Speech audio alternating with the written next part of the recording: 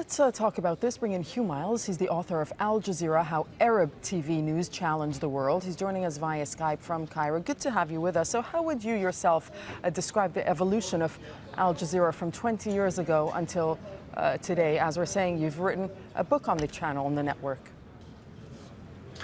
Well, when Al Jazeera first started in 1996, there was no doubt that it was a revolution in the Arab media.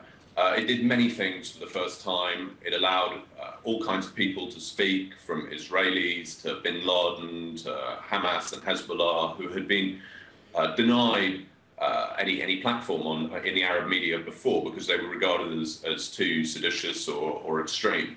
And Al Jazeera broke many important stories, particularly in 9/11 and then in Afghanistan. It had an extraordinary moment where it was the only TV station in Taliban-controlled Afghanistan, so it scooped the whole war.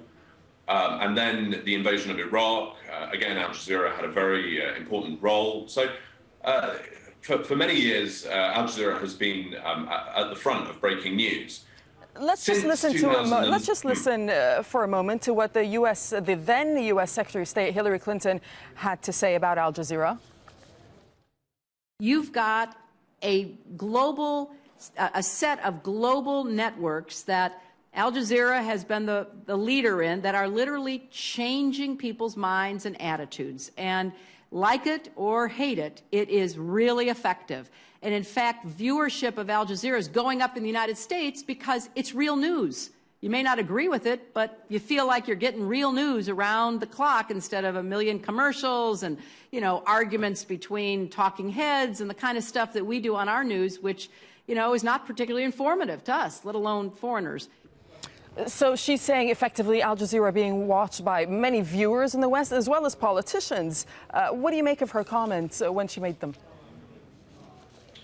Well, I think that Al Jazeera has had an enormous influence in the West, and from that point of view, it's been a very good investment for the Qatari authorities. It's given them a great soft power and influence in the West. I mean, you know, the bang for their buck, if you like, has been much higher than if they had spent it on something else like weapons, for example. So, I mean, Al Jazeera has had a huge impact in the West, but this impact it's become more competitive in recent years to control the media scene simply because of the proliferation of new technology and the development of all kinds of new platforms. So it's become harder to be a leader in more recent years, unlike at the beginning of Al Jazeera's career when it was really the only channel doing what it was doing.